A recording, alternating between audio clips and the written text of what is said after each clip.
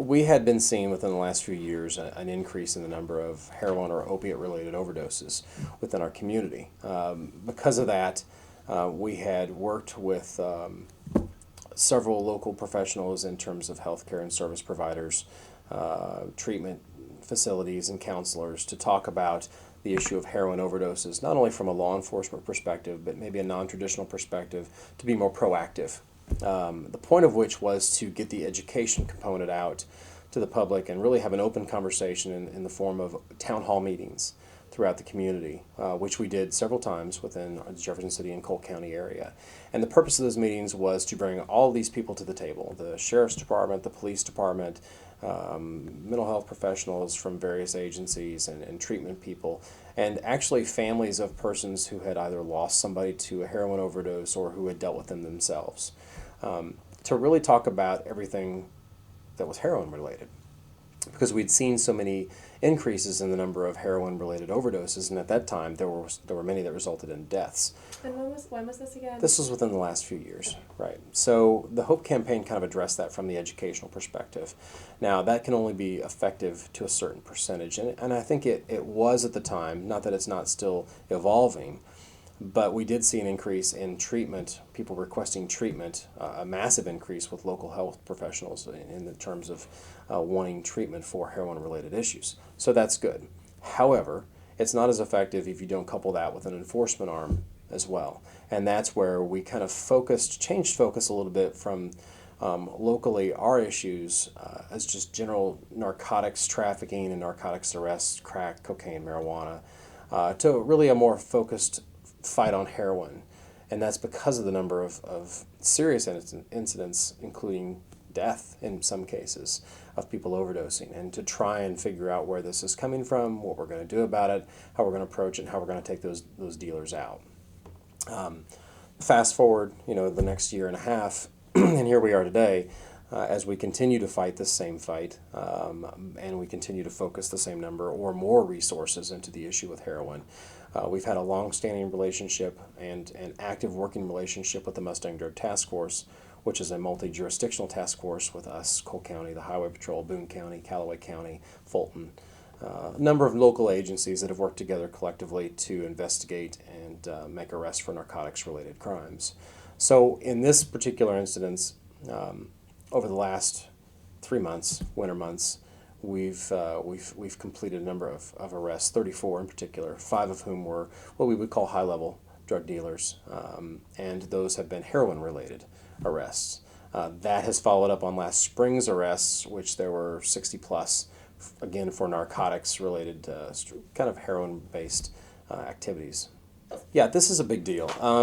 Not that narcotics trafficking is never not a big deal, but in this particular case, because of the number of overdoses, the number of people going to the hospital, the number of people whose kids had got into heroin for whatever reason and they were now seeking treatment and their child might have almost died from it, because of the seriousness and how this drug has really affected people, something needed to be done quickly. But sometimes enforcement is just not enough, because the proactive approach of the HOPE campaign is what really got that message out there, to maybe see if parents can intervene and see the signs before, or maybe try and get treatment ahead of time before it becomes a law enforcement problem, then we've won the battle in terms of that particular person. Do we want to make arrests for heroin? No. Will we? Absolutely. But if somebody can get treatment beforehand and they can take care of the problem within their own home and get off the heroin and stay away from it, then that's the best possible scenario. Those that choose not to, or those that choose to supply to those persons, then that's where the law enforcement aspect takes place, and we're almost at 100 arrests since spring on that type of thing, and we'll continue that. And that's where we lay out as many possible resources through our website on the HOPE campaign section of the website to talk about, you have all these opportunities to go and seek treatment. You have these counselors you can speak to. You can turn to a family member who can take you to these things and get you the help that you need to have before it becomes an addiction or before you can die. And many have simply died thinking it's a lesser potent portion of the drug, and so on and so forth. There's so many variables that come with the heroin that some who have taken it have maybe taken it for granted in terms of the strength of it. And because it's such a massive market, you never know what you're getting, and one little bit of it can kill you instantly. Sure. Well, that's where the enforcement part takes place. We've continued talking with our partners. We like to call them partners in our Hope campaign, and I think that's been successful. We'll continue to monitor that to see how that takes place within our community. But from the law enforcement perspective, keeping the message out about how things are going in terms of the heroin arrests and being very aggressive in terms of how we approach that, going after the dealers. And these things take time. These aren't overnight arrests. These are long-standing cases that are built through informant development, through undercover buys, through working with the prosecutors and the judges to get the warrants in the first place. So this is a long process to get this done. And in this case, we've worked with the DEA on some things. So we're going to stay very aggressive with it. We intend to keep doing that. We'll throw more people at it if we have to. But we're committed to trying to get rid of this problem as best we can. There's no set solution, and any law enforcement agency that tells you that they're going to take the drug problem to zero is probably not realistic. However, we can do the best job we can, stay aggressive with it, and continue to commit not only our narcotics resources, but once those search warrants or those arrest warrants are issued, then getting our SWAT team in there to get those arrests and get them off the streets as soon as possible. Right. Okay. That's a good question. I think some things are not necessarily quantifiable, but I think when we received information back from a lot of the service providers and health professionals that their calls were going through the roof for help immediately after Hope kind of came out, I think that is probably a good sign that people would rather go down that road and get the help ahead of time. Maybe somebody opened up to a family member that they might have a heroin issue or thinking about it or whatever else, and then that person was listening and paying attention, maybe a parent or something. That would be an ideal case where a parent listened and then took that information and got whomever the help. And that really is the crux of that part of it. It's not really a numbers issue there, but if we know that our service providers have said that's been very successful. In terms of arrests, I mean, we're talking close to 100 arrests this year.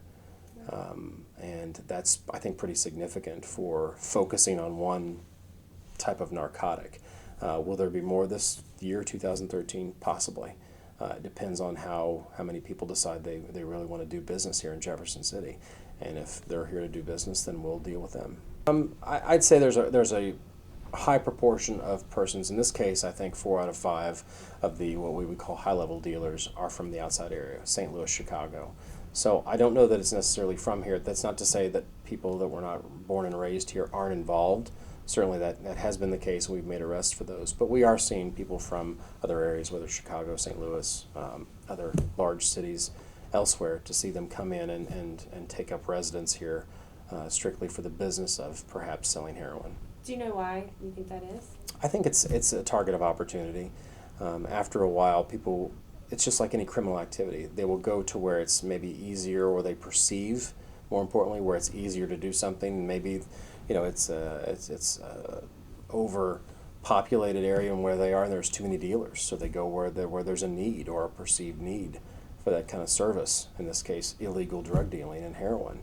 Our goal is to counteract that and to be aggressive and to push them out of our community through very aggressive enforcement, getting the search warrants, or taking them to jail, getting large bond amounts, and being aggressive and using our SWAT team to effect those arrests. And we think that statement and that assurance that we'll continue to keep doing that in the interest of public safety is what's probably most important to us. It's both. The high-level dealers really go through lengthy investigations through the Mustang Task Force or through our narcotics detectives or our community action team. That's not to say that we don't make everyday arrests for meth or heroin throughout the city. Yesterday we had an arrest for methamphetamine that had nothing to do with the Mustang investigation. That's not to say those arrests don't happen frequently within the patrol officers that are out there doing the job every day. But the higher level, it just takes more time.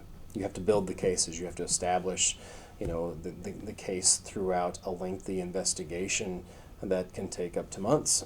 But when those cases come to fruition and you get the search warrant and the arrest warrant signed and you get the $500,000 bond on multiple counts of drug trafficking, then that makes it worth it because you get the really bigger dealers and you take away some of that supply. And it should hopefully send a message. That's not to say that other people won't come and take their place, but we'll deal with them the same way we're dealing with these folks. Well, I think there's always some, when it comes to narcotics trafficking, there's probably always some level of interrelation, whether it's working together or maybe even being rivals in terms of dealers. I don't know specifics on that, but I would assume that there's always some level of interaction that occurs between. They all arrested at the same time, or were No, they? this is over the series. This is over the course of several, couple months. This was the past. These 5 were the past 3 months, the winter months, right? Right. Yeah. The five big ones in this particular release were the past 2.5, 3 months. But there, of course, during that same time, we had a total of 34. 5 Right. of whom were part of that 30. Well, as in any situation, staffing is always an issue. But I think we're doing a good job with what we have. We're fortunate that we have an excellent relationship with the Mustang Drug Task Force. So having the additional staffing through other agencies in a cooperative agreement like Mustang has been of great benefit to us, and some areas maybe don't have that.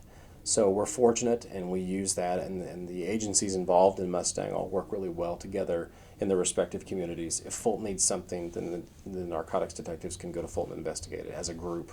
If we need something, or if Cole County needs something, likewise. So having the resources from a number of agencies really helps.